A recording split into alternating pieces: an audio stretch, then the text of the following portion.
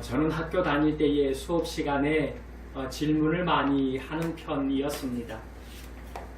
지금 와서 돌아보면 그 질문을 한 것이 제가 모르기 때문에 질문한 것도 있지만 또 어떤 부분에 있어서는 다른 학생들에게 내가 이 정도 질문할 수 있는 수준이 되는 거야 라고 자랑하고 싶어서도 질문했던 것 같습니다. 지금 와서 생각해 보니까 그때는 아마 선생님들께서 제가 어떤 의도로 질문했는지도 다 알고 계셨던 것 같습니다. 왜냐하면 중학생 때, 고등학생 때의 질문이 다 거기 아닙니까? 유치하기도 하니까 말이지요. 그런데 그러면서도 그 선생님은 그 질문에 웃으면서 잘 대답해 주셨던 것이 기억나는데 지금 와서도 그걸 생각해 보면 얼마나 얼굴이 화끈거리는지 모릅니다. 그런데 오늘 본문에 보면 그렇게 부끄러운 질문을 한 사람이 또 한 사람 나옵니다. 그 사람이 바로 한 율법사입니다. 이 율법사는 예수님께 나와서는 자기 딴에는 굉장히 수준 높은 질문을 한다고 했는데 예수님 앞에서는 그것은 너무나도 유치한 질문이었습니다. 그러나 예수님께서는 그 율법사를 배척하지 아니하시고 그 율법사에게 천국의 비밀, 하나님 나라의 비밀을 웃으시면서 가르쳐 주셨습니다. 오늘 이 율법사가 질문한 내용은 바로 율법에 관한 것이었습니다. 성경에 보면 하나님께서는 하나님의 백성인 이스라엘 민족에게 하나님의 백성이 되면 반드시 지켜야 할 계명으로 10가지의 계명을 주셨습니다. 그래서 이 10계명은 교회를 다닌 지 조금 오래된 사람이기만 하면 다 외우기까지 하는 그런 계명이지요. 제1계명은 나 외에 다른 신을 섬기지 말라라는 계명에서부터 제10계명은 내 이웃의 것을 탐내지 말라 하는 계명으로까지 이어지는 10계명입니다. 그런데 하나님께서 주신 이 10계명을 이 이스라엘 백성들은, 특별히 율법학자들은 실제 생활에서 이스라엘 백성들이 더 잘 지키게 하기 위해서 10가지의 계명을 613가지로 늘여 놓았습니다. 그래서 그 613가지의 계명에는 실제적으로 우리가 어떻게 해야 되는지에 대해서 자세하게 이야기해주고 있습니다. 그리고는 이 613가지나 되는 율법을 다 지켜야만 하나님의 백성이라 그렇게 이야기하기도 했습니다. 그래서 그 당시에 이스라엘은 로마의 지배를 받고 있었기 때문에 로마의 법을 따라야 하고 또 이스라엘 백성이었기 때문에 이 유대의 율법을 배워야 따라야 하는 것도 유대인의 삶이었습니다. 그런데 예수님께서 사역을 하시면서 이 613가지나 되는 율법을 단 2개로 바꾸어 버렸습니다. 마태복음 22장 37절에서 39절까지 보니까 예수께서 가라사대 내 마음을 다하고 목숨을 다하고 뜻을 다하여 주 너의 하나님을 사랑하라 하셨으니 이것이 크고 첫째 되는 계명이요 둘째는 그와 같으니 내 이웃을 내 몸과 같이 사랑하라 하셨으니 이렇게 말씀하고 있습니다. 즉 하나님을 사랑하고 이웃을 사랑하라 하는 것입니다. 이것을 성경에서 황금률이라 가장 귀하고 핵심적인 율법이라 이렇게 말씀해 주고 있습니다. 예수님께서 이렇게 말씀하신 것은 613개나 되는 그 율법이 다 필요 없다는 것이 아니라 613개나 되는 율법의 기본 정신이 바로 하나님을 사랑하고 이웃을 사랑하는 것이다 라는 것을 말씀해 주고 있는 것이요. 613개의 모든 율법을 다 지킨다고 할지라도 예수님께서 말씀하고 계시는 그 2가지 율법, 하나님을 사랑하고 이웃을 사랑하는 그 핵심을 놓쳐버리면 아무런 의미가 없다는 것을 이야기해 주고 있는 것입니다. 이 하나님을 사랑하고 이웃을 사랑하는 이 2가지는 어느 것이 더 중요하고 덜 중요하고 하지가 않습니다. 이 두 가지는 정확하게 동일한 비중을 갖고 있습니다. 내가 정말 온 마음을 다하여 하나님을 사랑하다가 시간이 남고 그리고 정성이 남으면 그제서야 이웃을 사랑하는 게 아닙니다. 내가 온 마음을 다하여 하나님을 사랑하는 것처럼 내가 온 마음을 다하여 이웃을 사랑하는 것, 이것이 바로 하나님께서 우리에게 주신 율법의 가장 중심입니다. 그래서 우리가 이 둘 중에 어느 것 하나라도 소홀히 하고 있으면 우리는 하나님의 마음, 그 예수님의 마음을 제대로 알고 있지 못하다라는 것입니다. 우리가 신앙생활하면서 자칫 낙심하거나 시험에 빠지거나 그리고 교회에서의 믿음의 생활이 활기차지 않고 재미가 없다고 느껴지는 것은 바로 우리 안에 이러한 율법적인 신앙의 습관이 자리 잡고 있기 때문에 그렇습니다. 율법적인 신앙이라는 어떤 것인가 하면 율법적인 어떤 행위를 통해서 우리가 의미를 찾는 겁니다. 무언가 내가 열심히 하고 무언가 내가 재미가 있을 때에는 내가 신앙생활을 참 잘하고 있는 거야 라고 생각하다가도 내가 신앙생활이 재미가 없고 열심이 없어지게 되고 이번 주 주일과 별다를 차이가 없다고 느껴지게 된 그때에 우리가 율법적인 신앙생활을 내가 하고 있는 것 아닐까 돌아봐야 된다는 그런 말씀이기도 하다는 것입니다. 그래서 저는 오늘 이 본문을 통해서 우리가 신앙생활하면서 자칫 범하기 쉬운 잘못인 이 율법적인 신앙생활에 대해서 살펴보려고 합니다. 오늘 본문에 보면 어떤 율법사가 나옵니다. 율법사가 예수님께 나와서 뭐라고 말하는가 하면 25절에 선생님, 내가 무엇을 하여야 영생을 얻습니까? 이렇게 질문합니다. 그런데 이 질문 속에는 이 율법사의 두 가지의 잘못된 모습이 나옵니다. 첫 번째는 예수님을 선생님이라고 부른 것이고 두 번째는 무엇을 해야 영생을 얻는가 하고 질문을 한 것입니다. 그런데 이 율법사의 이러한 질문은 신앙생활하는 우리가 흔히 범하기 쉬운 그 잘못입니다. 특별히 오늘 성경에 나오는 율법사만 하고 있는 잘못된 행동이 아니라는 거예요. 세상에는 예수님을 믿되 신앙생활을 하되 예수님을 내가 본받아야 될 선생님, 내가 따라가야 될 어떤 그런 모습으로 생각하는 경우가 얼마나 많이 있는지 모릅니다. 우리가 신앙생활을 할 때에 예수님을 본받아야 될 어떤 성인으로 생각하는 것과 나를 구원시켜 주시는 구원자로 믿는 것은 완전히 다른 모습입니다. 율법사는 예수님을 본받아야 되는 선생님으로는 인정했지만 자신을 구원할 메시아로는 깨닫지를 못했습니다. 우리는 교회에서 믿음이 있어야 한다고 누누이 배웁니다. 그런데 믿음에 대한 것이 무엇인가를 제대로 모르는 사람들이 많이 있습니다. 이 믿음은요, 다른 특별한 어떤가가 아니라 내가 예수님을 누구로 믿는가 하는 게 믿음입니다. 예수님을 누구로 믿는가. 교회에서 이야기하는 믿음은 예수님을 선생님으로 믿는 것이 아니라 나를 구원하실, 영영 죽을 수밖에 없는 죄에서 나를 해방시켜 주실 구원자 메시아로 믿는 것, 그것이 바로 믿음이라는 말입니다. 여러분, 우리가 믿음에 대해서 그토록 이야기하면서도 믿음이 무엇인지에 대해서 깨닫지 못하는 것은 정말로 비극입니다. 여러분, 나는 지금 어떤 믿음이 있습니까? 예수님을 구주로 고백하는 그 믿음이 맞습니까? 예수님을 구주로 고백하는 믿음은 예수님의 말씀을 전적으로 순종하고 따라가는 믿음입니다. 왜냐하면 본받아야 할 대상이 아니라 구세주, 나를 구원하신 메시아이기 때문에 그렇습니다. 만약에 본받아야 할 대상이라면 내가 원하는 것만 믿고 원하지 않은 것은 안 믿어도 됩니다.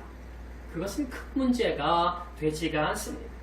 그러나 만약에 예수님께서 나를 구원하신 메시아라면, 구원자라면 예수님께서 말씀하시는 것을 다 지켜 행하는 것이 올바른 믿음 있는 자의 모습입니다. 그게 바로 믿음이니까 말이지요. 두 번째, 율법사가 저지른 실수는 영생에 대한 이해입니다. 율법사가 이렇게 물어봅니다. 내가 무엇을 하여야 영생을 얻습니까? 여러분, 우리는 죄인입니다. 로마서 3장 23절에 뭐라고 말하는가 하면 모든 사람이 죄를 범하였음에 하나님의 영광에 이르지 못하더니 이렇게 말씀해주고 있습니다. 이게 바로 우리 사람의 모습입니다. 그것을 깨달았던 사도 바울은 디모데전서 1장 12, 15절에 죄인 중에 내가 괴수다, 그는 그렇게 고백하고 있습니다. 내가 누군가를 깨달았단 말이에요. 또 복음성가 작사자 작곡자인 전용대 목사는 뭐라고 고백하는가 하면 벌레만도 못한 나, 이렇게 이야기합니다. 벌레만도 못한 내가 용서받을 수 있습니까? 이렇게 고백하더라는 거예요. 어떻게 이렇게 표현합니까? 어떻게 그들은 자기 자신을 이렇게 생각합니까? 세상에 예수 믿지 않는 사람은 그렇게 말합니다. 예수 믿는 사람들이 너무나도 자기 비하에 빠져있다. 어떻게 자신을 벌레만도 못하다고 말하나? 어떻게 자신을 죄인 중에 괴수라고 말하나? 그렇게 죄가 많아 보이나? 그러나 그 사람은 예수 믿는 자의 그 삶을 모르기 때문에 그렇습니다. 우리가 예수 믿게 되면, 우리가 구원받게 되면, 우리가 하나님의 은혜를 깨닫게 되면 내 모습이 보이게 되는 거예요. 마치 우리가 세상에서 거울을 보지 않고 살아갈 때는 내가 얼마나 더러운지 모릅니다. 내 얼굴에 뭐가 묻어 있는지조차 모릅니다. 그러나 거울을 보면 내 얼굴에 뭐가 묻어 있는지 보이게 되는 거예요. 내가 얼마나 더러운지 알게 되는 거예요. 마찬가지로 우리가 예수님을 만나게 되면, 내가 복음을 만나게 되면 내가 얼마나 초라한 자인지 알게 되는, 그때에 내가 벌레만도 못한 자인지 깨닫게 되는 거지요. 그때에 내가 죄인 중에 괴수라는 것을 고백하게 되는 거지요. 내가 얼마나 추하고 못난 인간인지 말입니다. 그런데 오늘 말씀의 율법사는 예수님 앞에서 당당하게 나와서 질문합니다. 내가 무엇을 하여야 영생을 얻습니까? 율법사는 자신이 깨끗한 줄 압니다. 율법사는 자신이 무엇을 해서 영생을 얻을 만한 능력이 있는 줄 압니다. 그러나 여러분, 우리가 영원한 생명을 얻게 되는 것은 무엇을 해야 얻을 수 있는 게 아닙니다. 우리가 무엇을 해야 영생을 얻을 수 있다고 생각하는 한 우리는 오늘 본문에 나오는 율법사와 다를 바가 없습니다. 마틴 루터가 1517년 종교개혁을 일으킬 때에 강조했던 것이 바로 이런 율법적인 신앙에서 벗어나는 것이었습니다. 그래서 이 마틴 루터는 라틴어 솔라 피데를 통해서 오직 믿음으로만을 강조했던 거지요. 왜냐하면 마틴 루터가 살아있을 그 당시에 로마 카톨릭은 행위를 통한 구원을 강조했습니다. 행위로 구원 얻는다는 거예요. 그 당시에 성 베드로 성당을 짓는 데에 그 경비가 부족하니까 교황은 면죄부를 판매하기 시작합니다.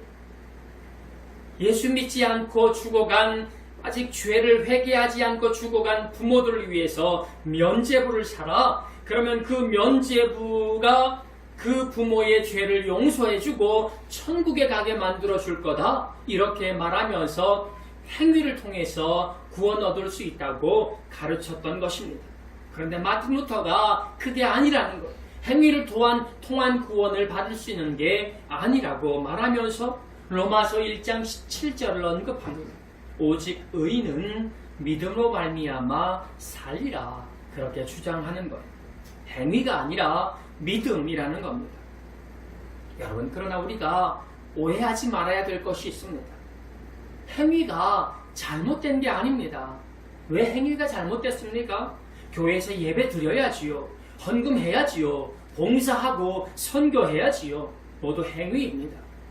중요한 교회에서의 사역입니다. 그러나 예수님께서는 이런 것들은 믿음을 통해 구원받은 우리가 하나님의 은혜에 감사해서 그 감사에 대한 표현으로 하는 행위이지, 우리가 구원을 받기 위해서, 우리의 의를 드러내기 위해서, 우리를 자랑하기 위해서 하는 것이 아니라고 말하는 것입니다.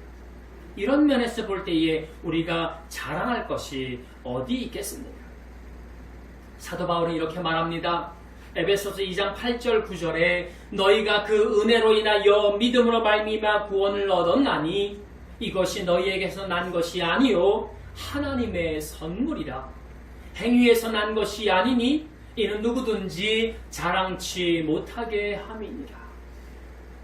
여러분, 사도 바울이 고백한 이 고백을 우리가 할 수 있다면 이게 바로 우리의 믿음입니다.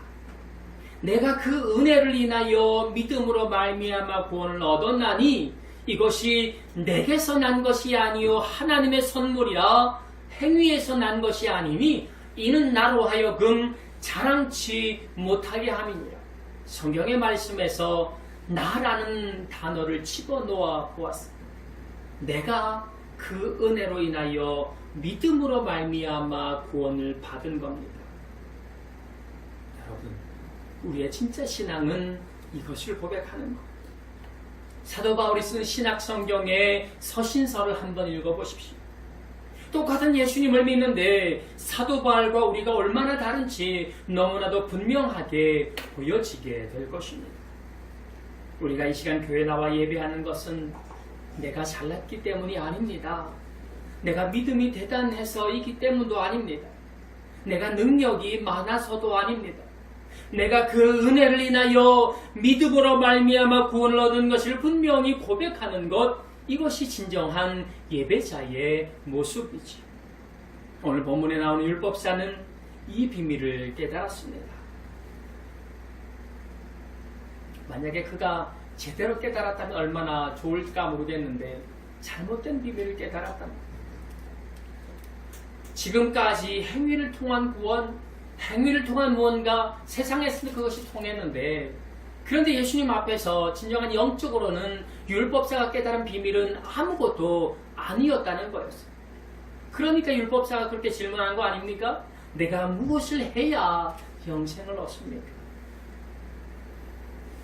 율법사는 진정한 세상적인 비밀은 깨달았을지 몰라도 복음의 비밀은 깨닫지 못했습니다. 마치 자동 판매기에 1,000원을 넣으면 1,000원짜리 음료수가 나오는 것처럼 영생을 위해서 필요한 것이 무엇이냐 하는 거죠. 사실 율법을 지키는 것에 있어서는 이 율법사는 자신이 있었습니다.